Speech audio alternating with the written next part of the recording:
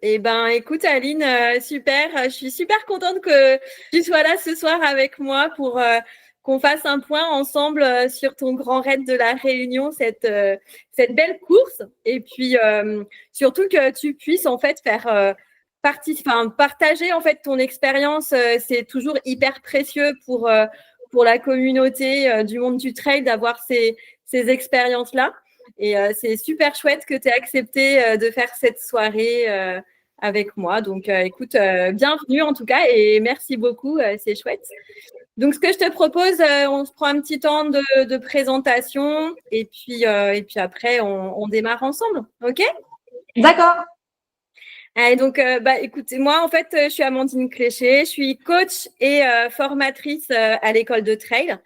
Donc, je suis formatrice pour tout ce qui est préparation mentale, trail yoga, graines de trailer aussi, parce que les petits bouts, voilà, c'est hyper important pour l'école de trail. Et je fais un gros coucou aux 3 nénettes qui s'occupent avec moi des graines de trailer. Et puis, trail au féminin, voilà, c'est aussi une partie entre guillemets, de ce que je peux faire à l'école de trail. Je suis maman de 2 enfants qui ont 17 et 15 ans et j'habite dans l'ouest lyonnais. Voilà, et j'ai la chance de pouvoir, du coup, t'accompagner en préparation mentale. Et c'est super chouette. C'est un très beau cadeau pour moi d'être à tes côtés pour tes expériences. Voilà. Et ben écoute, Aline, je te laisse te présenter. Alors, donc moi, donc Aline Coquard. Donc, je suis traileuse depuis une quinzaine d'années à peu près, ouais, entre 15 et 20 ans. Je suis maman d'un petit garçon de 5 ans et ostéopathe. Et donc, du coup, le trail, je suis venue au trail sur un petit défi avec mon cousin. On faisait pas mal de randonnées ensemble. Et puis, un jour, on s'est dit, bah, tiens, pendant les vacances scolaires, parce que je crois que ça devait être quand j'avais 18, 19 ans par là, oui, en école d'ostéo. Il me dit, allez, et si on faisait le tour qu'on fait d'habitude en rando, si on y allait en courant? Bon, allez, bah, c'était comme ça que ça s'est lancé, en fait. Et après, du coup, ça m'a plu, lui aussi. Et on s'est mis à faire du trail et puis aussi un petit peu de triathlon au départ. Tout ce qui était D'accord. sport outdoor. Donc, c'est comme ça que j'ai commencé le trail et puis depuis, ça continue. Ça a été un peu la révélation parce que je faisais pas du tout de course à pied dans ma jeunesse. Ok. Voilà. Tu pratiquais quel sport avant, Aline? Enfin, où tu... Alors, quand j'étais enfant, j'ai fait pas mal d'équitation, du basket, un petit peu de gymnastique. J'ai touché un peu à tout, mais sans faire beaucoup de sport, hein. J'étais vraiment une sportive, une petite sportive. Je faisais par contre pas mal de randonnées avec mes parents pendant les vacances et même le week-end. Ok. C'était l'activité familiale. Ok, ça marche. Ton parcours de ta saison 2024, est-ce que ouais, depuis le mois de janvier, qu'est-ce qui s'est passé depuis Ah oui, le mois de janvier? Moi, je suis au courant, mais la communauté du trail, pas oui. forcément. Mais voilà, Alors, raconte-nous un peu cette année oui. 2024 de folie. Eh ben oui, c'est ça. Elle avait bien mal commencé l'année, on va dire, parce que j'étais sur un off fartlek avec mon entraîneur et puis son groupe en Bretagne, et je me suis luxé l'épaule sur une bête chute, vraiment toute simple dans la boue bretonne. Alors je me suis beaucoup fait chambrer parce qu'on m'a dit, bah t'as fait l'UTMB, t'as fait l'Ultra Trail du Corsica en 2023 et tu te luxes l'épaule en Bretagne. Et oui, donc malheureusement. Ça a été ça. Et du coup, finalement, j'ai réussi à rebondir et du coup, à récupérer à récupérer la mobilité de mon épaule, reprendre la course et me retrouver, du coup, à pouvoir faire l'UTPMA, donc l'Ultra Trail du Puy-Marie-Aurillac le 15 juin, qui m'a amené à La Réunion. Ouais, parce il n'empêche que après cette chute en janvier 2024, là, on s'était eu au téléphone et tu m'as dit franchement, Amandine, le grand raid, c'est mort, c'est cuit. Enfin, ça avait quand même pris, comment dire, c'était pas une petite luxation. Enfin, là, Oui, comme non, tu, c'était, oui, oui, le chirurgien, donc, quand il avait vu, oui, mais non, en c'était fait, la belle luxation. jusqu'au mois d'avril, c'était quand même déjà compliqué, quoi. Du coup, comment tu as géré ça, en fait, sur ta saison en 6 mois. Toi, voilà, comment du coup tu as géré cette blessure, on va dire mentalement, physiquement? Qu'est-ce que tu t'es dit à ce moment-là? Enfin, Alors, pour moi, en fait, finalement, à partir du moment où j'ai eu la luxation, je pensais au jour le jour. C'est-à-dire que je me suis pas pris la tête à savoir ce que j'allais faire dans 6 mois ou etc. Je voyais au jour le jour comment ça allait. J'ai pris le temps de récupérer mon épaule. Par contre, j'ai toujours gardé une activité physique. C'est-à-dire que j'ai fait dès que j'ai pu, j'ai remarché. Dès que j'ai pu remonter sur le home trainer, bah, j'ai refait du home trainer. Les séances, du coup, un peu d'intensité, bah, je les ai fait sur Home Trainer. Finalement, ça m'a changé un petit peu. Et j'ai été patiente. J'ai essayé voilà, de quand même garder, d'être à l'extérieur parce que c'est important pour moi d'être dehors et de prendre l'air. Donc, j'ai gardé une petite activité comme ça. Et j'ai fait au jour le jour. Du coup, j'ai pas annulé les trails que j'avais en juin qui étaient prévus. Ni en avril. D'ailleurs, j'ai changé un peu les distances, mais j'ai dit bon bah voilà, je verrai au jour le jour comment ça va et on fera avec et voilà. Et comme je dis souvent, après les downs, il y a souvent des ups, donc du coup bah voilà, il fallait juste remonter la pente quoi. ouais. Et du coup, ticket pour la Réunion, cette course qui t'a permis de gagner ton ticket, elle s'est passée comment quand même cette course? Parce que moi aussi là, j'ai eu en fait le déroulé de la course. Voilà, on en a discuté après. Et là aussi, c'est quand même une sacrée course pour toi dès le départ. Oui, c'est vrai. C'est vrai, je partais, on s'était dit avec mon entraîneur et mon compagnon, bon bah là, la réunion, faut quasiment que tu oublies parce que vu le niveau des filles qu'il y a, t'as vraiment pas beaucoup de chances de pouvoir tirer ton épingle du jeu. Et puis finalement, les conditions étaient dantesques. La pluie, le vent, on avait -4 en ressenti sur les crêtes, le 15 juin hein, quand même. Hein. Mais bon, cette année, elle a été Ouais. un peu particulière. Et du coup, bah, je suis partie sans avoir aucune pression du résultat, en me disant, bah, de toute façon, je suis tellement contente d'être là parce que c'était déjà pas vraiment sûr de pouvoir y être 5 mois après, même pas 4 mois et demi après la luxation. Donc, je me suis dit, bon, bah, là, tu profites en fait. Et je suis partie avec quand même des super sensations. Ce jour-là, j'étais vraiment en forme. Et je suis partie avec la deuxième et la troisième. Il y avait Jocelyne Poli qui avait déjà pris bien de l'avance. Et finalement, au 55e kilomètre, tout s'est retourné, renversement de situation. Jocelyne, elle est tombée, donc du coup, elle s'est retrouvée à s'arrêter beaucoup au ravitaillement du Lioran. Et je me suis retrouvée devant sans le savoir. Et quand je me suis aperçue, bah, je me suis dit, bon, voilà, il n'y a pas le choix, il faut que tu donnes tout. Et puis voilà, puis ça l'a fait finalement. Et là, il y a eu un choix qui a été décisif sur cette course-là. Presque à la fin, tu décides assez spontanément, tu te dis, tu regardes les autres, tu te dis, je vais pas changer de chaussures, je vais pas changer de matériel, j'y vais. Non. Voilà, c'est ça. Oui, oui, c'est vrai que du coup, au ravitaillement du Lioran. Alors, voilà, ce qui était particulier, c'est que j'avais pas vu mon compagnon au ravitaillement d'avant. Il n'était pas arrivé à temps. Donc, du coup, je le vois, mais du coup, on était un peu en mode, allez, bah là, faut se dépêcher. Effectivement, j'ai pas changé de chaussures et je suis repartie. De toute façon, je me suis dit, vu la boue qu'il y a, je vais changer de chaussures dans 2 secondes, elles seront pleines de boue. Donc, aucun intérêt finalement. Donc, voilà, c'est pour ça que je suis repartie comme ça. Ouais. Voilà. Et du coup, là, après, tu m'appelles et tu me dis, bon, bah, Amandine, c'est le grand raid. Et là, je Voilà, te dis, c'est ça. Je fais le grand raid alors que j'avais dit cette année c'était trop juste que je me sentais pas et ben finalement si hein. Quand on t'offre le ticket pour la réunion, tu dis pas non hein. ah bah là, c'est clair. Oui. Et alors, du coup, là, donc préparation pour le grand raid. Préparation pour le grand raid. Qu'est-ce que tu mets en place, toi? Comment ça se passe? On est au mois de juin, fin juin. Du coup, là, dans ta tête, tu te dis, allez, comment je vais faire ça? Comment je vais y aller? Alors du coup, on avait déjà prévu d'aller en vacances en Corse au mois de juillet. Donc du coup, j'ai changé un peu les plans des vacances. Du coup, j'ai fait beaucoup d'entraînement pendant qu'on était en Corse parce que du coup c'était le moment, enfin l'endroit rêvé pour s'entraîner pour la Réunion par rapport à la chaleur, aux parties techniques. Et puis après, bah, je savais que le mois de septembre, il allait falloir aussi que je m'entraîne beaucoup.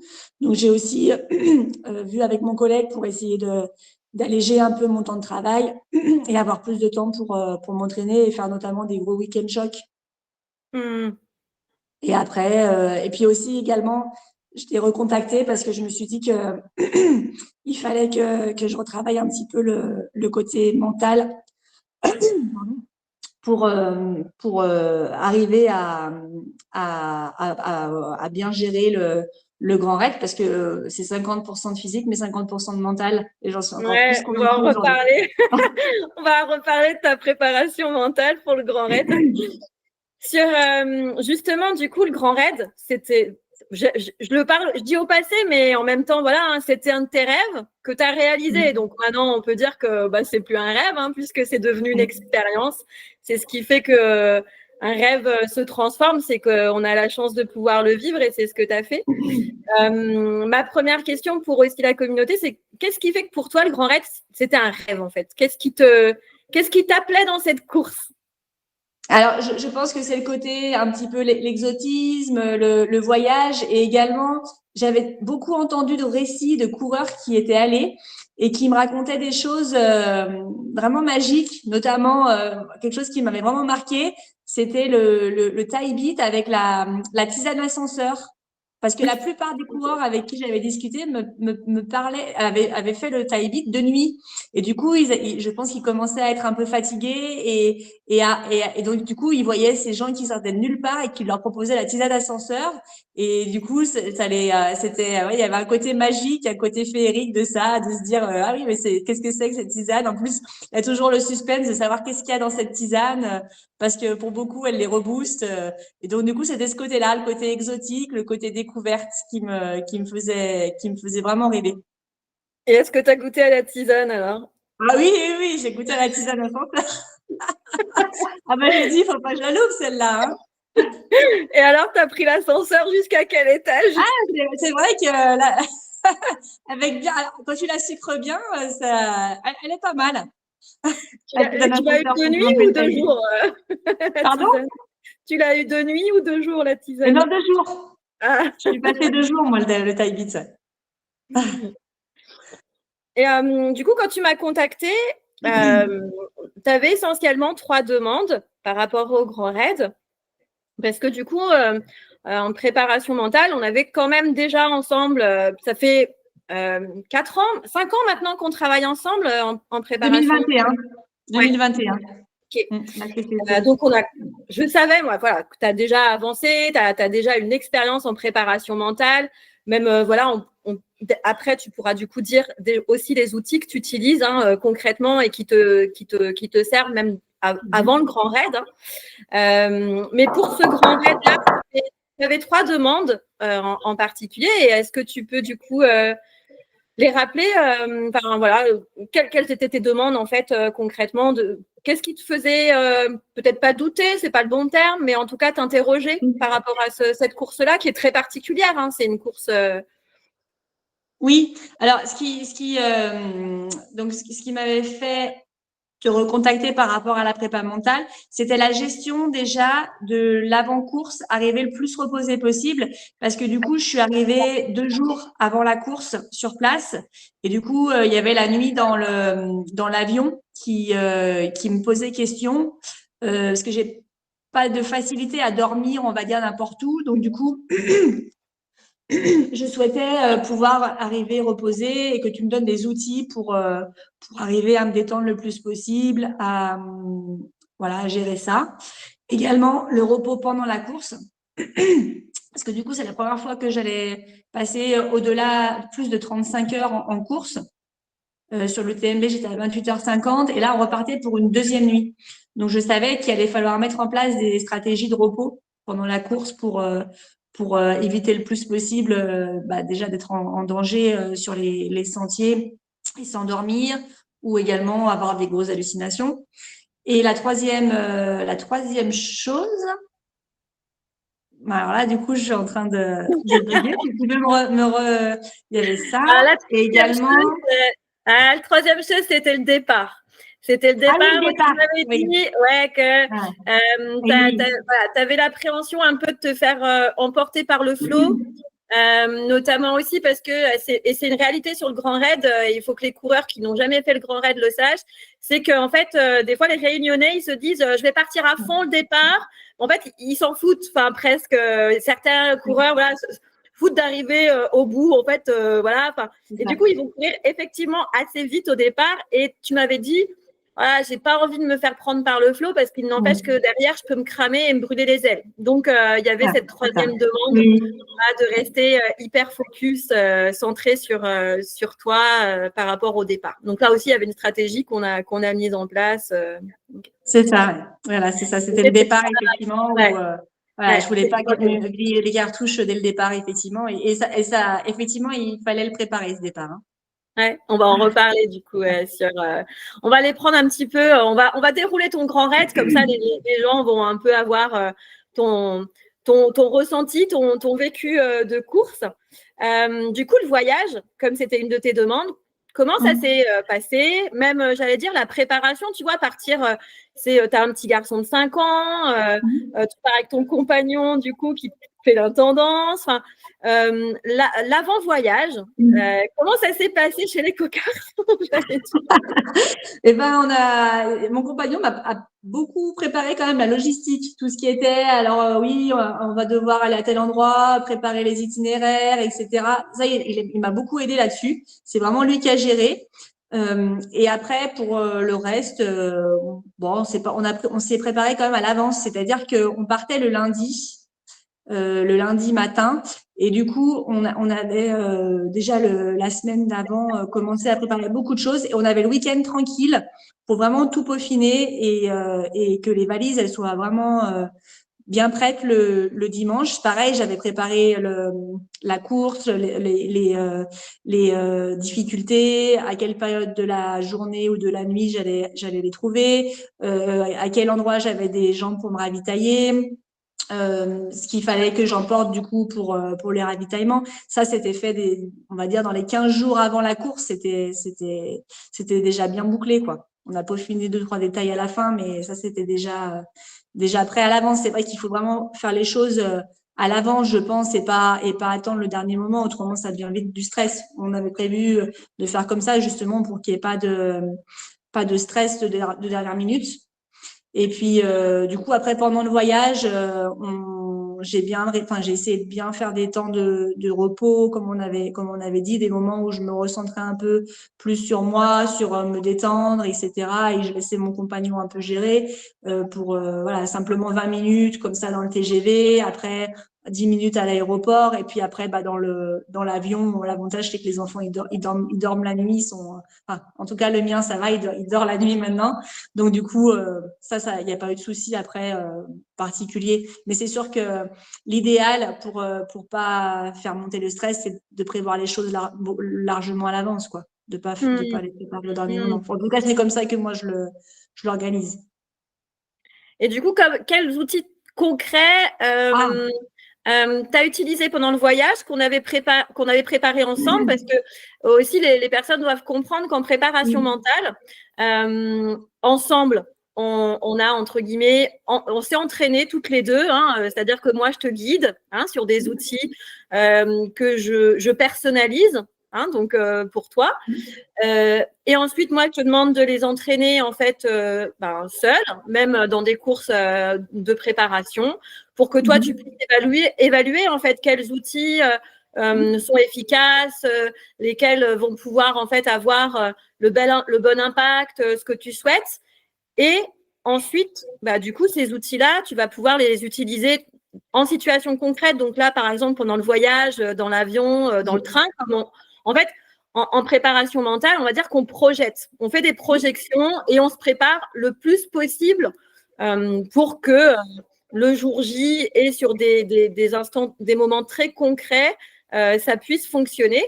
Et là, une fois que tu as expérimenté, j'allais dire, là, pendant ton voyage, quels sont les outils qui t'ont vraiment apporté en fait ce soutien par rapport à la fatigue? Parce que du coup, c'était ça, d'arriver le plus fraîche possible. Qu'est-ce que tu as fait du coup pendant tes voyages?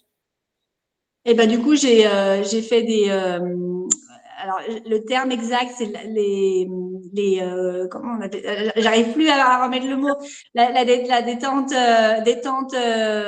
assise. Genre scan corporel, tu as fait Voilà, scan corporel avec le relâchement de tout au niveau de tout le corps, le scan de tout le corps, les respirations, nerfs vagues et ouais, respiration abdominale profonde. ok, ok. Voilà, Tu c'est as ça fait qu'on avait mis en c'était place plutôt comme sur des choses. routine. Excuse-moi, t'es pas. Pardon? C'était ça la routine qu'on avait mis en place, effectivement. Tout à Ok, du fait. coup, plutôt la routine, tu as fait plutôt la routine relaxation profonde, 10 minutes, 20 minutes? Alors, pendant le voyage, dans le TGV et à l'aéroport, j'ai fait plutôt les 20 minutes. Mhm. Et après, du coup, dans l'avion, je l'ai prolongé. Je le refaisais et du coup, si je m'endormais pas, je repartais sur un scan complet et sur les respirations. Et ça a bien fonctionné, je trouve, surtout au niveau de l'avion où c'était long, quoi, 12 heures. Ouais. Et j'ai trouvé que ça m'avait vraiment apporté parce que quand on est arrivé à Saint-Denis, finalement, on a refait une sieste l'après-midi, mais j'étais pas très fatiguée, quoi. J'avais pas eu l'impression d'avoir fait une nuit blanche, en tout cas. Hmm. Oui, parce que c'était la stratégie qu'on avait vue ensemble, où effectivement, l'idée, c'était que sur tes relaxations, moi, je t'avais dit, idéalement, en fait, dans le train, fais-les, même dans la gare, l'aéroport, etc. Mais l'idée est de pas forcément s'endormir, ou en tout cas de s'endormir sur des temps courts. Et je t'avais dit, là, tu préviens Olivier quand tu fais tes relaxations, pour que Oui. Olivier puisse te réveiller au bout d'un quart d'heure, pour pas que tu tombes dans un sommeil trop, entre guillemets, profond, parce que le risque, c'était de pas te décaler par rapport à la nuit, en fait, de l'avion. Et la stratégie, je t'avais effectivement plutôt conseillé de dire, bah, dans l'avion, par contre, tu dis à Olivier ou vous mettez un code en place entre vous que si tu pars en train de dormir suite à une relaxation, bah, tant mieux, en fait, dors.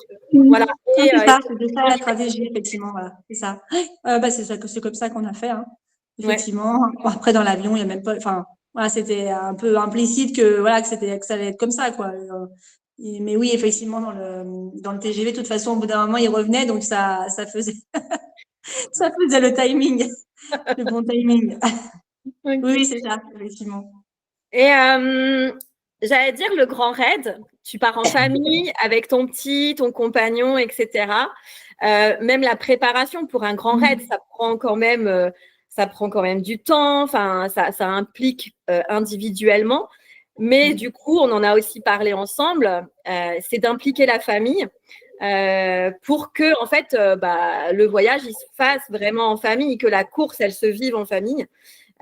Comment, en fait, chez vous, bah, du coup, comment vous vous impliquez les uns les autres? Alors oui, tu as dit que ton compagnon, en fait, bah, il faisait l'intendance, donc lui, il a géré, etc., les ravitaux. Et comment on vit un grand raid tous ensemble, même avant, en fait, le départ Olivier, par exemple, lui, qu'est-ce qu'il en… Bah, comment il vivait ça, même avant, tu vois, qu'est-ce qu'il a… Oui. Alors, lui, il adore voyager, donc en fait, il était trop content que je fasse enfin un trail que je fasse enfin un trail loin, un endroit où il n'était jamais allé. Donc en fait, là, j'avais beaucoup de chance parce que du coup, il a vraiment mis tous les moyens pour que j'arrive le mieux possible le jour J. Voilà, là, c'était gâteau pour moi. Donc, mais bon, mais je pense que c'est important, justement, pour des ultras comme ça, quand ça nécessite quand même beaucoup de temps d'entraînement, d'investissement, que la famille, elle soit pleinement justement heureuse de participer à sa manière à la réussite du trail, enfin de ce trail et du voyage. Et c'est comme ça que ça marche le mieux. Au moins, voilà, quand on prend du temps pour aller s'entraîner et que, bah, voilà, on les laisse un petit peu tout seul, et ben ils savent pourquoi et ils savent qu'il y aura un cadeau à la fin, quoi. Qui sera le Ouais. voyage et passer du temps ensemble et voir des choses qu'on connaît pas. C'est pareil, mon fils, il rêvait de voir un volcan et du coup ça a été juste extra de pouvoir aller marcher sur le volcan après la course. Ouais, donc lui, il a vécu son rêve aussi, quoi. C'est ça, voilà. Ouais, C'est chouette. ça. Et C'est pour chouette. l'anecdote, tu m'as dit aussi qu'Olivier, il était fan d'étoiles et que C'est c'était ça. la première fois qu'il allait voir le ciel, du coup, de l'autre hémisphère, du coup. C'est ça. C'est ça. Alors malheureusement, il y avait beaucoup de nuages et il a pas beaucoup. le ciel. C'est moi qui l'ai plus vu pendant la course. À un moment, j'ai pris le temps d'éteindre la frontale et de regarder les étoiles en étant complètement perdue parce que je reconnaissais vraiment rien du tout. Donc, c'était sympa. Bon, bah, chouette, chouette. Si on revient sur le Grand Raid, donc la veille de la course, je reçois un message où du coup, bah, suite, moi, je te demandais un peu des nouvelles, savoir comment ça allait juste avant. Voilà, c'est pour moi toujours important en fait d'envoyer un message la veille d'une course parce que bah, tout simplement parce que bah, il suffit que l'athlète il ait besoin un peu de soutien ou de vider quelque chose avant la course ou une dernière interrogation, quoi que ce soit. Enfin, et là, ton message, c'est mes règles se sont décalées et bim, ça tombe le jour J. Et là, bah, tu dis, bah, maintenant, il faut accepter, il faut faire au mieux. Mais c'est vrai que je pense que c'est important qu'on en parle aussi un peu parce que c'est aussi, c'est pas que c'est tabou, mais il n'empêche que ça, c'est, enfin, faut être honnête, hein, c'est pour l'avoir vécu, c'est chiant d'avoir ces règles le jour J. Et là, en plus, c'est le grand raid. Et du coup, comment t'as géré ça? Qu'est-ce que t'as Comment tu t'es organisé? Enfin, comment ça a impacté en fait ton grand raid? Tu vois, c'est Alors, j'avais décidé que ça allait pas m'enquiquiner. J'avais décidé, du coup, comme je savais que j'allais avoir mes règles, j'ai décidé que j'aurais pas mal au ventre, que tout allait bien se passer, que voilà, que c'était comme ça et que de toute façon, il fallait faire avec. Donc, du coup, je l'ai vraiment pris en essayant d'enlever toutes les choses qui pourraient être problématiques, en fait. Je me suis dit, bah, en fait, c'est juste une histoire d'hygiène. Il va falloir que tu changes de culotte de règle pendant la course. Donc, avec mon compagnon, je lui avais dit, bon, bah voilà, assis la hausse, faudra que tu trouves une solution. On va emmener une serviette et du coup, bah, faudra que je me change, quoi. Donc, du coup, c'est ce qu'on a fait. C'était un peu gênant, on va dire, dans le sens où il y avait plein de monde autour, ou du coup, voilà, c'était, mais bon, voilà, on a fait ce qu'il fallait pour que ça soit, comment dire, ça se fasse, quoi. Et puis ouais. finalement, ça m'a pas Ouais, impacté plus que ça. Je pense que des fois, il y a beaucoup de psychologique derrière et voilà, comment on voit, on vit les choses, on va dire, et que finalement, quand on décide que non, ça va pas être un problème, ben ça l'est déjà moins. Après, ça dépend oui. aussi des femmes. Il y a des femmes qui ont des problèmes, des douleurs importantes et tout. Moi, c'est pas du tout le cas. Donc voilà, c'est pour ça aussi que j'avais décidé que ça allait pas être gênant, quoi. Oui, en tout cas, c'est vrai que je suis d'accord avec toi, chaque femme est complètement différente et vont pas être Voilà. impactées de la même façon. Mais après, c'est comme, j'allais dire, comme tout imprévu ou toute chose qui pourrait potentiellement rajouter une charge mentale. Ce que tu as mis en place, en fait, tout simplement, c'est de limiter la souffrance. Moi, ce que j'appelle la souffrance mentale, c'est-à-dire le discours interne négatif qui peut venir, en fait, en rajouter, comme tu as dit. Donc, en fait, on se rajoute une charge supplémentaire. Et il n'empêche que les règles, c'est quelque chose de physiologique, de physique, Voilà.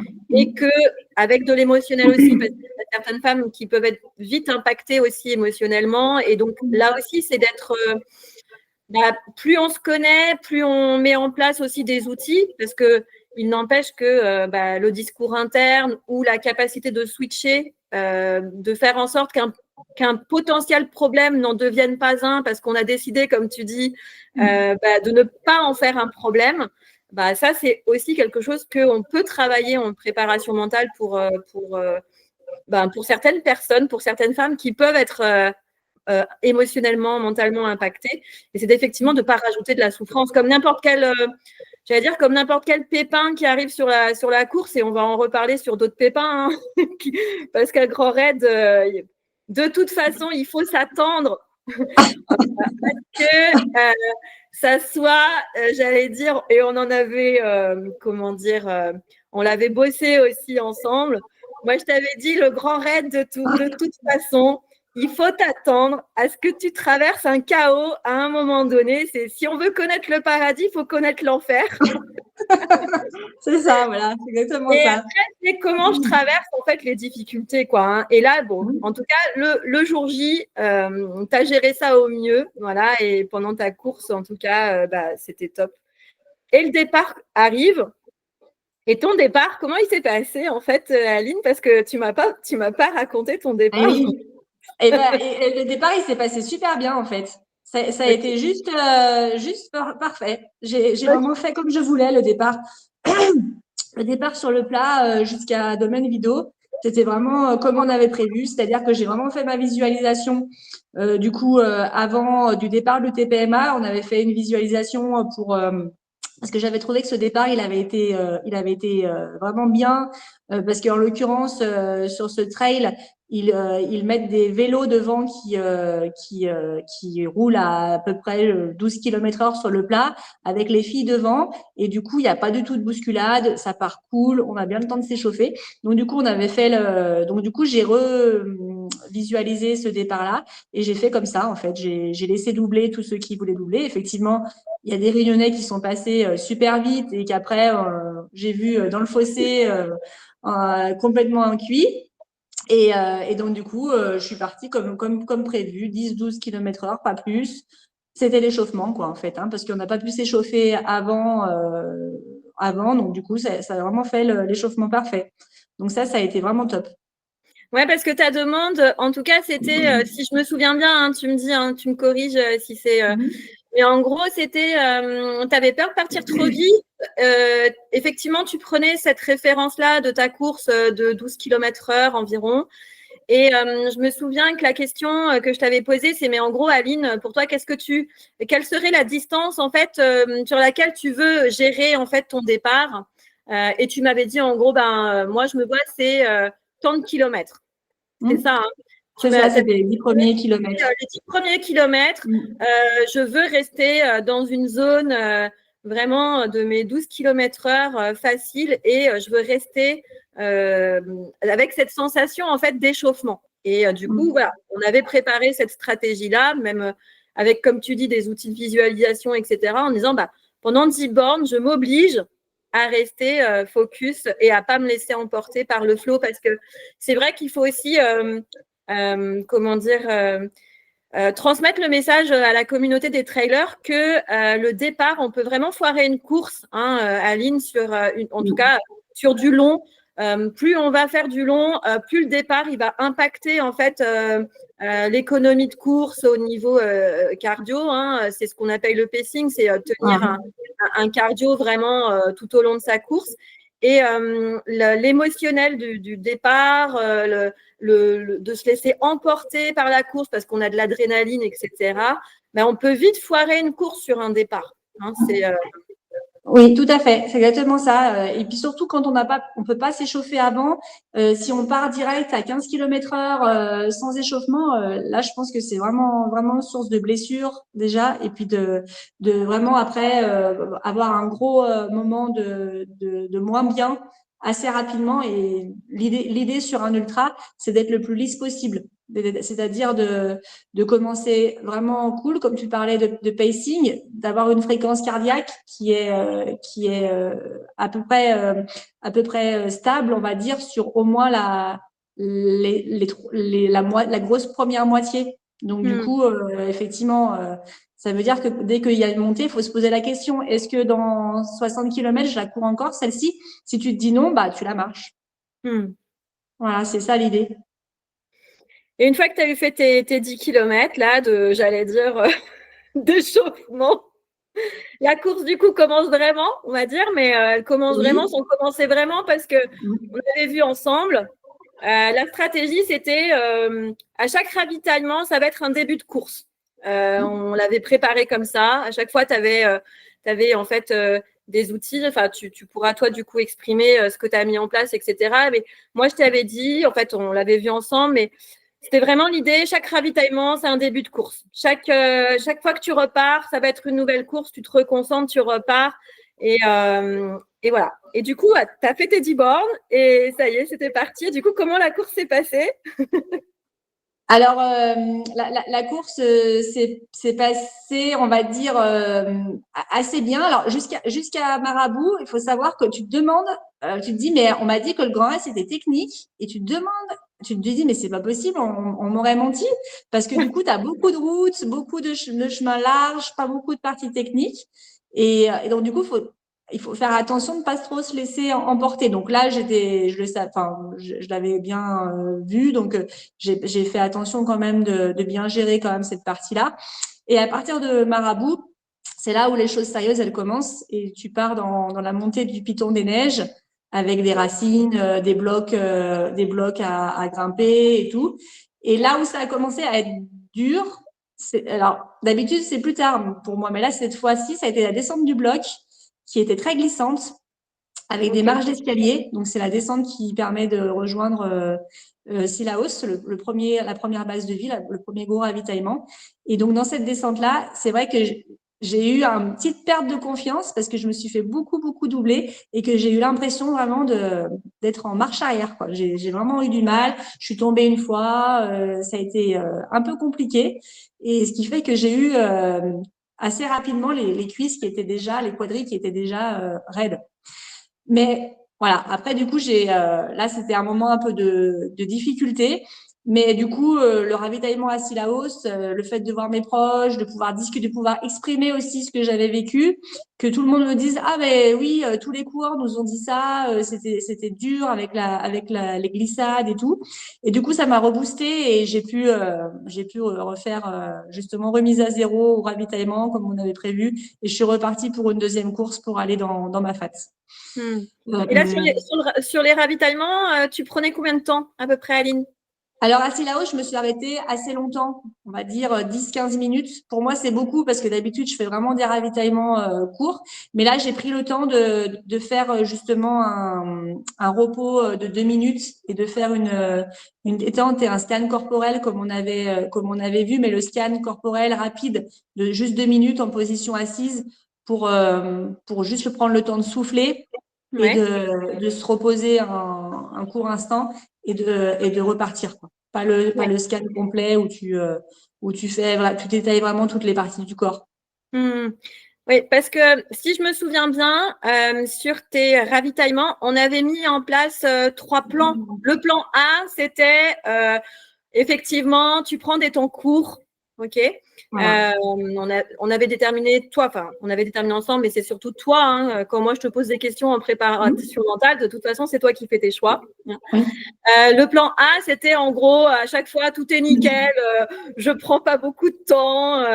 Mais par contre, pour que les gens soient au courant, le temps, il était toujours très défini, hein, parce que c'est aussi une stratégie de définir à l'avance. Hein. Oui.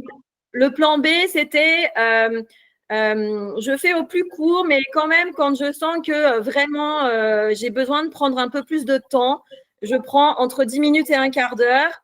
Et voilà. Le plan C, c'était, tu me dis si je me trompe, hein, mais le plan C, c'était de toute façon, je veux terminer la course. Et voilà, je prendrai le temps qu'il faut pour la terminer. Est-ce que c'est OK avec ça, Aline, le plan A, le Oui, plan B? c'est ça, exactement, exactement. Et donc, du coup, à Sillaos, j'avais quand même prévu de faire de toute façon un ravitaillement. Je m'étais dit à l'avance que je prendrais bien le temps. Du coup, j'ai changé de choses. Non, j'ai pas changé de chaussures. J'ai changé de chaussettes. J'ai remis du doc. J'ai pris le temps de manger et de faire la petite pause de 2 minutes parce que je sentais aussi que j'avais besoin de ce temps-là voilà, pour remettre à zéro les pendules et repartir dans ma fat moins dans le dur, on va dire que la descente du bloc. Ok. Et après, du coup, comment ça. Si on poursuit ta course.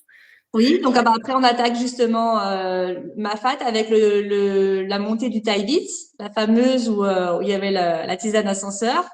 Et après la partie technique, mais en même temps la partie la plus belle. Alors on avait quand même beaucoup de brouillard, donc les paysages n'ont pas été grandioses comme on aurait pu s'y attendre. Mais bon après c'est aussi ça le jeu, hein, c'est la météo on la contrôle pas. Et du coup, ça a été la partie où j'ai alterné les moments difficiles, les moments mieux, et avec la fin de ma fat, la montée du Maïdo, qui là où j'ai vraiment eu des ailes. J'avais les ailes qui ont poussé. J'étais avec 2 autres coureurs. Le temps, il est passé vraiment très vite. On a bien rigolé. Ils se discutaient tout le long. Voilà. Donc, c'était vraiment un moment que j'ai vraiment apprécié. Et après la descente sur Illes Savannah, ça a commencé à être dur au niveau des descentes, des douleurs musculaires qui étaient bien présentes, mais ça c'est aussi, c'était vraiment une période où j'étais plutôt dans un moment facile, on va dire. Hmm. Et après, bah, du coup, on est arrivé à Illes Savannah. Là, c'était le retour à la civilisation. Mon compagnon et mon fiston étaient là. J'ai repris le temps de faire un ravitaillement, de secouer les cailloux, etc. Là, j'ai pas fait le repos par contre parce que je voulais repartir. Je me disais, allez là, on y va, on attaque la deuxième nuit. Et voilà. Donc du coup, j'ai été reboostée. J'ai pas senti la nécessité de le faire à ce moment-là. Et à partir de ce moment-là, on a enchaîné les parties très très roulantes et des parties très dures comme le chemin de la Cala qui Ouais. est juste en fait la forêt tropicale avec de la boue. On s'accroche aux lianes pour descendre tellement que c'est difficile. Il y a des échelles et voilà. Donc là, on a l'impression de pas avancer, mais bon, il faut tenir le coup quoi. C'est ce qu'il faut se dire. Le Ouais. principal, c'est de pas reculer quoi. Comme m'avait dit Donc, mon entraîneur, t'es passé du paradis où tu as eu les ailes qui voilà, ont c'est poussé ça. dans le dos. Et là, du coup, tu as traversé l'enfer, quoi. L'enfer en me disant, oh là là, faudrait quand même pas que tu te reluxes l'épaule là parce que ça serait pas une super idée. Voilà, je pense que là, pour le coup, il y a eu un petit élément freinateur qui était mon expérience de janvier Ouais. qui a un peu refait surface quand même. Et quand ça a refait surface, ça, parce que c'est intéressant, tu vois, ce que tu dis, parce qu'effectivement, en fait, faut que, comment dire, que ce qui se passe, en fait, dans nos expériences, c'est que nos émotions nous font ressurgir, en fait, des expériences déjà vécues, et il suffit que, ben, quand c'est des émotions qui sont agréables, bon, bah, c'est chouette quand tu revis des émotions agréables. Par contre, quand ce sont des mémoires qui sont beaucoup moins désagréables et que ça t'arrive voilà, sur un grand raid. Comment à ce moment-là, tu as switché Est-ce que t'as eu ces pensées-là pendant un moment? Combien de temps? Enfin, tu vois, comment. Alors, oui, à chaque fois que ça arrivait, justement, j'essayais de reswitcher et de me dire, oui, mais tu te rends compte, ton épaule, elle est bien rééduquée, regarde. Et puis, en plus de ça, tu as trop de la chance d'être là. Donc, de toute façon, tu avances et c'est le principal et tu prends les choses les unes après les autres. Surtout, tu fais pas des plans sur ce qui va se passer ou etc. Tu avances comme tu peux. Et oui, je reswitchais vite à aussi, qu'est-ce que je suis en train de faire en ce moment? Faut pas penser voilà, au passé, mais être focus sur ce que tu fais. Donc, rester concentré sur le chemin et justement, pas être dans les émotions. Ouais, Ouais. revenir sur du plus concret. Sur plus Sur du le focus ressenti. externe, Ouais, c'est étroit. ça. Voilà. Ouais, ça c'est du coup quelque chose. Moi en tout cas, je bosse beaucoup et toi tu l'as expérimenté avec moi. C'est ce que moi j'appelle du coup en yoga, c'est une des notions, c'est ce qu'on appelle le détachement du résultat, c'est-à-dire la projection qu'on peut faire. Voilà, la projection sur une course. Alors qu'on est en train de courir, on projette d'être sur le podium parce que j'allais dire on a la troisième place. Et malheureusement, c'est souvent des fois là où on peut faire des choix qui ne sont pas judicieux parce que on a l'émotionnel en fait qui vient, on va dire, perturber nos choix. Et pour revenir, comme tu dis, dans l'instant présent, être vraiment présent dans ces sensations de course. Moi, c'est ce que j'appelle l'agir dans le non-agir, c'est-à-dire se détacher complètement du résultat. C'était d'ailleurs ton objectif de ce grand raid, si je ne me trompe pas. Hein. C'est que Oui, ton but, c'était oui, de finir. Tu voulais pas spécialement, tu visais pas un podium et pourtant on l'a pas non. dit au départ, mais tu as fini quand même quatrième, Aline. Enfin, et il n'empêche que je pense que sur une course comme ça, en tout cas moi, c'est de mon expérience sur du long, je pense que c'est la meilleure façon de vivre une course longue, c'est de rester hyper connecté en conscience dans sa course.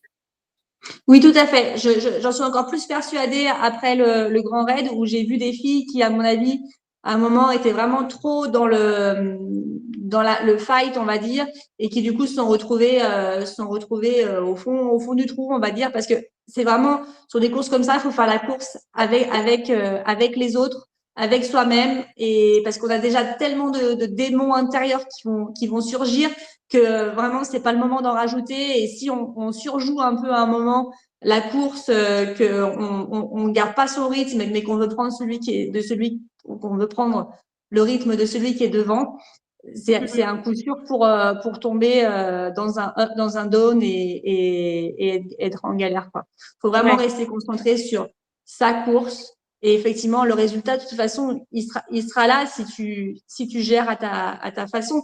Et effectivement, moi, je voulais pas savoir sur le Grand Raid ma place, ni le temps que je mets, auquel le temps que j'avais mis aux différents ravitaillements, pour pas justement être tenté d'en mettre trop, d'en mettre trop et d'après de subir un moins bien.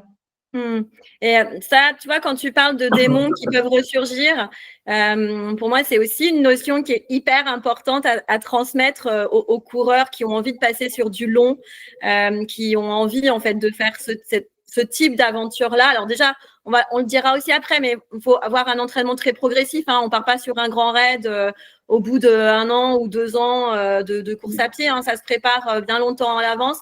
Mais en tout cas, sur cette notion de démon, je me souviens d'une phrase que tu m'avais dit où fallait pas combattre ou contre soi, ou je sais plus ce que tu m'avais dit. Et moi, je t'ai dit, mais tu sais, en fait, tes ombres, donc en yoga, encore une fois, ce qu'on appelle nos ombres, c'est ce dont on n'a pas forcément conscience. Elles vont ressurgir à un moment donné, et pour moi, c'est toute la beauté en fait des grandes courses, c'est que on apprend encore plus à se connaître parce que ouais, effectivement, il y a des démons qui vont surgir, peut-être on ne sait pas d'où, on les a peut-être jamais vus, ceux-là, on les connaît pas, mais il n'empêche qu'ils font partie de nous. C'est une part de nous, en fait, ces parts d'ombre là, voilà, où on peut se retrouver à se mettre à, même on peut le dire, hein, sur des grands raids, il y en a, voilà, on peut se mettre à pleurer, on peut se mettre en colère, J'en ai entendu crier, qui hurlait. J'appelle ça, voilà, comme tu dis, des démons. On ne sait pas d'où ça survient, d'où ça surgit, mais c'est nous quand même. Il n'empêche que c'est une part de nous. Et pour moi, c'est hyper important l'acceptation de soi, de qui on est dans toute sa, j'allais dire, toute notre unité, en fait, notre entièreté. Et en fait, on n'est pas des êtres parfaits. On est parfait dans nos imperfections. Et je pense que ça, c'est aussi hyper important de le véhiculer, de se dire, mais voilà, les grandes courses, ça nous apprend en fait sur nous. Et c'est ça qui est beau sur le chemin d'un grand raid. Oui, mais c'est exactement ça. Ça apprend des parties de toi, et ça apprend aussi que tu peux combattre, enfin que tu peux arriver à les dépasser. Et du coup, ça te donne vachement confiance en toi après, même pour la vie de tous les jours, parce que tu sais que tu as finalement affronté des situations qui étaient difficiles et que tu as réussi à passer outre, quoi, en fait, ces difficultés-là. Et du coup, ça me donne envie de te poser la question de quelle part de toi tu as découvert sur ce grand raid, que ce soit j'allais dire en démon ou en ange, comme tu veux, hein, t'appelles ça comme tu veux. Mais donc la confiance, oui, c'est une part du coup on peut dire de positif, voilà. Et qu'est-ce qui t'a surpris de toi sur ce grand raid? Ça, c'est compliqué comme question. Peut-être, mais bon, ça je le savais déjà, mais des fois je peux me décourager facilement face à des situations, et c'est vrai que dans la montée du Colorado, je me suis trompée un peu de parcours, et c'est vrai que sur le coup, ça m'a vraiment énervée, quoi. J'aurais pu crier, j'aurais pu devenir une folle de la diagonale des fous, quoi. Faut être un peu folle pour y aller quand même. Hein. De toute façon. C'est surtout que tu deviens fou pendant. Non. Et alors du coup après, donc sur cette course-là, l'arrivée, tu arrives à peu près au bout de combien de temps? Comment ça se passe pour toi? Enfin. Alors j'ai mis 35 heures 20, et la descente du Colorado. Alors si vous faites le grand raid, dites-vous pas que vous êtes arrivé quand vous voyez la redoute en bas, parce que alors c'est interminable. Interminable, ça glissait. J'ai cru que j'allais jamais arriver au bout. Et finalement, je suis arrivée au bout. Et bizarrement, je m'attendais à être très émue, etc., comme pour le TPMA. Mais non, en fait, mon corps, il avait juste une envie, c'était de dormir et c'était pas le moment pour les émotions. Donc du coup, voilà, je me suis allongée dans l'herbe et j'ai dormi. Et à ce moment-là, tu m'as dit, tu as quand même vu Seb, non? Ou à l'arrivée, enfin, tu m'as dit quelque chose hier quand on s'est eu au téléphone. Tu as été surprise en fait de ne pas avoir justement ce côté émotionnel, presque de pas être fière de toi. Ça t'a un peu interrogé. Enfin, Oui, c'est ça. Et c'est que le lendemain, en fait, j'ai croisé plusieurs coureurs et puis Sébastien Cornette. Et j'ai pu échanger avec lui et c'est lui qui me dit, mais c'est normal que tu aies eu des ups et des downs parce que j'étais focalisée sur le fait que d'habitude, je faisais des courses lisses et que là, j'avais eu vraiment des moments super durs. Et il me dit, mais c'est normal, c'est parce que t'étais justement dans la course, t'étais au maximum de ce que tu pouvais faire. Et du coup, c'est pour ça que tu as eu ces coups de moins bien, tu peux être fier de toi. Et du coup, c'est là où les émotions sont un peu arrivées. Je me suis dit, bah ouais, mais en fait, tu as fait quand même une belle course parce que même si tu as un petit peu qu'à la fin, c'était dur et que t'as pas avancé très vite, mais t'as quand même fini, t'as fait quatrième fille, t'as mis à peu près le temps que t'avais prévu, enfin, quelques minutes près, t'as mis le temps que t'avais prévu. Donc, c'est ça aussi que je venais chercher. Et puis je suis finisher quand même. C'était l'objectif, quand tu es ultime. finisher, tu es quatrième, Aline. Oui, Non, je suis oui, mais finisher. voilà, c'est quand même le rêve de finir cette course. Ouais, carrément, ouais, c'est cool, c'est cool. Et aussi, il faut, comment dire, de ce que j'entends, là, il y a quand même aussi deux choses pour que les gens comprennent. En fait, on parle à la fois de résultats, on va dire, internes et de résultats externes. C'est-à-dire que ce qu'on appelle en préparation mentale plutôt le résultat externe, ça va être effectivement le chrono, la place, etc. Et ne surtout pas en fait chanter le résultat interne, c'est-à-dire les objectifs que tu t'étais mise, même en termes de sensations avant la course, parce que ça c'est quelque chose qu'on a préparé ensemble, c'est-à-dire être capable de gérer les downs justement, enfin re-switcher le discours interne. Donc comme tu disais, ça booste la confiance en soi, ça booste l'estime de soi et au final, je pense que c'est, en tout cas pour moi, en tant que préparatrice mentale, le résultat externe, il est presque secondaire, en fait, parce que pour moi, ce qui est le plus important, en tout cas, quand je suis et quand j'accompagne comme toi les athlètes, c'est qu'ils comprennent vraiment que ce qui est le plus important, en fait, c'est le chemin qui est parcouru et c'est la réalisation dans le chemin qui est le plus important parce qu'au final, c'est ce qui va le plus nous servir dans la vie de tous les jours. Enfin, oui, je suis bien d'accord avec toi que effectivement le plus important c'est de comment on s'est senti, effectivement d'où on part en fait. A posteriori, je me suis dit mais en janvier tu t'es fait une luxation, tu pensais même pas participer. Donc en fait c'est génial même s'il y a eu des moments difficiles et que du coup c'était pas vraiment ce que tu avais imaginé dans l'idéal de ton idéal. Ben, c'est quand même super en fait et c'est ça l'important. Et effectivement, de toute façon, pour moi, le résultat, on va dire en termes de place, il n'a pas comment dire, une grande importance à mes yeux parce que de toute façon, il dépend pas de moi. En fait, il dépend aussi oui. des autres. Donc du coup, ça sert à rien de se focaliser dessus. Le principal, c'est effectivement comment on a ressenti les choses et ce qu'on s'était fixé comme objectif. Moi, c'était à peu près autour de 35 heures. Voilà, c'est ça qui est important. Le résultat, on va dire en termes de place, comme il dépend pas de nous, je pars du principe il faut pas se focaliser là-dessus. Ouais, faut Il pas faut se pas être focaliser. déçu de pas faire dans les 5 ou dans les 10 parce que de toute façon, ça dépend des autres. S'il y en a qui sont plus forts que nous ce jour-là, bah ils sont plus forts et c'est tant mieux et c'est normal quoi. Oui, complètement. Je pense que de toute façon, ce qui est surtout important, c'est de se dire quoi qu'il arrive, je serai fière de moi, je regretterai rien parce C'est que ça. j'ai fait au mieux. Et il faut aussi rappeler que plus on fait des courses longues, plus ça va être à l'image de la vie en fait. Et la vie, c'est des hauts, c'est des bas. C'est comment on traverse les bas, comment on les gère, comment on remonte, comment on profite des hauts, parce que c'est aussi ça je pense malheureusement, on véhicule pas assez l'idée que en fait, mais faut profiter des hauts dans les courses pour les intégrer au plus profond de nos cellules, mais comme dans la vie, en fait, si on se focus que trop sur ce qui va pas, mais au final, on regarde que ce qui va pas et au final, il faut remettre la barre à l'équilibre. Il faut pas, en fait, effectivement nier les difficultés. Il faut les traverser, mais il ne faut pas, en tout cas, nier ou rejeter le positif. Et pour en revenir à l'arrivée, et du coup, c'est ce qu'on s'est dit aussi hier au téléphone rapidement quand tu me parlais de ton arrivée. On ne fait jamais un débrief juste à l'arrivée parce que le débriefing de la course, il est biaisé parce qu'en fait, on a toute la fatigue de la course. Le corps, il est complètement en relâchement. Et encore une fois, le mental, il va en fait, il va avoir une perception de la réalité qui est complètement biaisée parce que, en fin de course, c'est biaisé en fait. On est dans un état, on va dire, de fatigue, un état second où le mental, il va pas être objectif en fait. Oui, c'est ça, exactement. On est plus nous-mêmes quand on n'a pas dormi de nuit. Voilà, on peut pas avoir des idées bien en place quand même.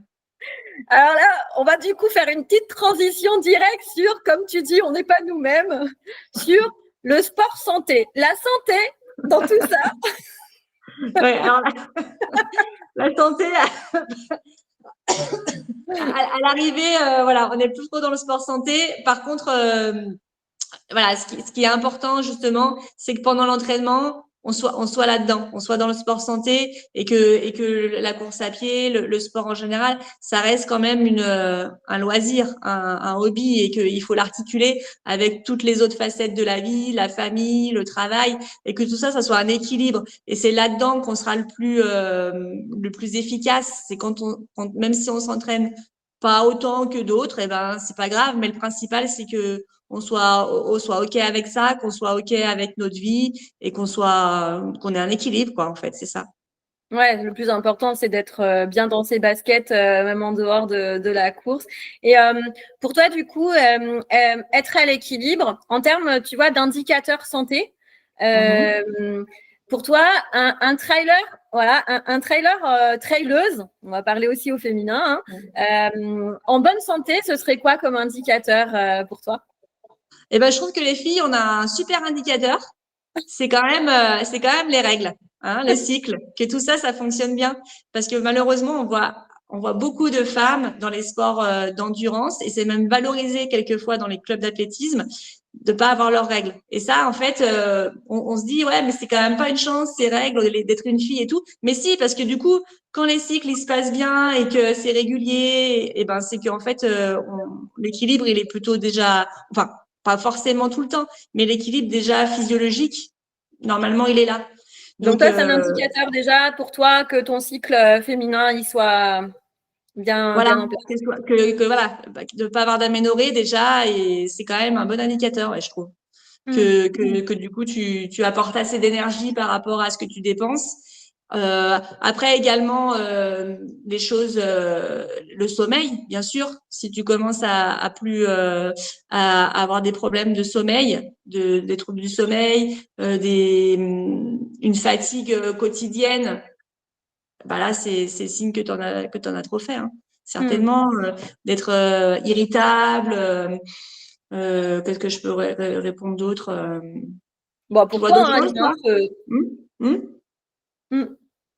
Et tu vois, dans ce que tu dis, tu vois, il y a quand même encore, je trouve, cette croyance de l'ultra où il faut faire du volume. Tu vois, tu parlais de s'entraîner moins et de lâcher prise, en fait, sur peut-être s'entraîner moins qu'un autre. Parce qu'effectivement, moi, je trouve qu'encore, et c'est bien dommage, il y a encore cette notion vraiment de faire du volume, de courir, j'allais dire, toi, en fait, comment tu gères ça? Comment se déroule ton entraînement? Qu'est-ce que tu fais aussi en dehors de la course à pied? Parce que moi, je le sais, donc, mais en même temps, je pense que c'est important pour que la communauté, en fait, comprenne que, voilà, qu'est-ce qui est important pour toi, en fait, dans ton entraînement? Oui, bien sûr. Alors du coup, moi je fais beaucoup. En fait, je fais des fois du volume, mais sur des blocs. Ça reste pas en fait au quotidien. Je fais pas des semaines très chargées tout le temps. De toute façon, j'ai pas la possibilité, je peux pas. Et en plus de ça, c'est pas. Je pense que c'est pas sain. Donc du coup, voilà, au mois de septembre, j'ai fait trois gros week-ends, on va dire choc. Donc ça Mhm. c'est. Je pense quand même que de temps en temps, il faut passer par là. Par contre, au quotidien, je peux faire du volume en vélo. Je fais pas mal de sorties de vélo de route et également du renforcement musculaire et notamment de la pliométrie pour la réunion avec tous les escaliers qu'il y a. La pliométrie, c'est essentiel, Et du coup, tu à faisais mon quoi? avis. Enfin, concrètement, moi, tu Ah, vois, mais c'est. concrètement, Ouais. j'allais au parc pour enfants vers chez moi et je fais des box jump, des sauts en contrebas, tenue 3 secondes, la grenouille, des exercices comme descendre, la descente freinée du banc. Qu'est-ce qu'il y a d'autre? Voilà, ce genre de choses, hein. Ok, ok. Ouais, ouais, Mm, ok.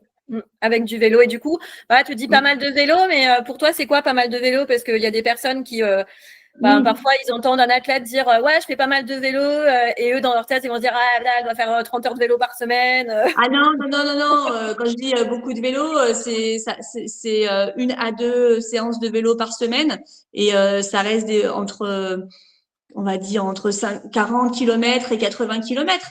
Hmm, 100 kilomètres, si vraiment, voilà, ça reste ça, hein. hmm. Ok, ça marche. Et si, tu vois, enfin, pour nous, en tout cas, moi, c'est pour ça que j'ai adhéré à l'école de trail maintenant, il y a 10 ans. C'est pour l'entraînement croisé parce que je suis plutôt multisport. Le renfort musculaire, clairement, ça m'a fait passer euh, une étape, un palier en termes de puissance, tu vois. Et aussi, était ostéo, enfin, euh, en termes de prévention de blessures, ou tu vois, toi, tu t'es blessé en janvier. Aussi, on l'avait évoqué, mais tu as 3 semaines avant le grand raid, tu as une aponevrosite plantaire qui a commencé. Hein. Oui. Là aussi, ça a été un petit peu, on va dire, voilà, il faut prendre le truc comme ça vient. Tu as eu 2 discours, on n'était pas tout à fait, Oui. entre guillemets, on n'avait pas tout à fait le même discours. Et là aussi, je pense que c'est important de le dire. Tu avais ton entraîneur, Christophe, qui avait un discours. Moi, j'en avais aussi un autre. Je ne vais pas dire lequel avait un autre. Enfin, je ne vais pas dire qui Oui. avait quoi comme Oui. discours parce que je suis très respectueuse, en fait, voilà, je trouve, en tout cas, même pour moi, c'est très important en termes de collaboration et pour l'athlète aussi. Et ça, c'est un petit message que je veux véhiculer. Un athlète, il est entouré de plusieurs personnes avec des casquettes différentes. On a chacun notre vision aussi des donc là, c'était en gros, il y en avait un qui avait un discours de allez, potentiellement, c'est possible, recours, on va tester. Un autre avait un discours de après, tu fais aux sensations et en même temps, aussi, il faut du repos et pourquoi pas. Enfin, et après, j'allais dire dans un sens, et là, c'est le message que je veux faire passer aux athlètes. C'est une chance des fois d'avoir plusieurs intervenants en qui on a confiance parce que tu as confiance en moi, tu as confiance en Christophe, ton entraîneur. Hein. Et en fait, tous les deux, en gros, l'idée, c'est que toi, tu sois assez autonome aussi pour faire tes choix. Tu as entendu 2 discours et après, toi, tu as fait ton choix par rapport à la ponévrosite plantaire. Oui. Mais en tout cas, pour fermer la parenthèse, c'est voilà, tu as eu cette petite blessure en amont. Et il n'empêche, c'est aussi de transmettre le message que l'entraînement croisé, le renfort, ça permet de garder de la motivation jusqu'au bout. Parce que, voilà, enfin. Et encore, là aussi, il n'y a pas assez de gens qui font du renfort. Enfin, c'est Ah encore, oui. on est d'accord, enfin, c'est aberrant Ah, je suis tout encore. à fait d'accord, alors qu'en fait, c'est super plaisant une fois que tu t'y mets, c'est vraiment marrant. Et en plus de ça, oui, le message aussi, c'est que quand tu commences à avoir une petite blessure, faut tout de suite prendre la décision de se reposer et surtout quand tu es 3 semaines avant une épreuve comme ça, le repos, c'est essentiel. Il vaut mieux se reposer tout de suite. C'est le signe que le corps, il est un peu trop loin, quoi. Et souvent, la limite, elle est ténue entre trop d'entraînement et juste ce qu'il faut. Donc du coup, voilà, il faut écouter son corps et la moindre blessure, faut bien mieux se reposer. La preuve, c'est que finalement la ponévrose, je l'ai même pas entendue pendant la course, quoi. Donc du Ouais, coup, et ça, pour le voilà. coup, c'était un message que tu avais de tout ton staff autour de toi, c'est qu'effectivement, la blessure, c'est la priorité, en fait. Et, C'est euh, ça. et ça, c'est un message, comme tu dis, c'est hyper important de transmettre le message à des personnes qui n'ont pas un staff autour d'eux, parce que voilà, hein, voilà, il y a des athlètes qui vont au Grand Raid, ils n'ont pas de préparateur physique, ils n'ont pas de préparateur mental, enfin bref. Donc, ils sont un petit peu voués à eux-mêmes. Toi, tu es ostéo, moi, je suis kiné à la base.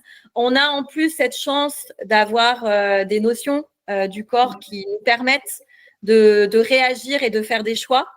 Et je pense que c'est, comme tu dis, c'est hyper important de transmettre que les temps de repos et la blessure, c'est une priorité. Et de toute façon, 3 semaines avant le grand raid, les choses, elles sont Voilà. presque jouées en fait Le dans un boulot, sens. il est fait.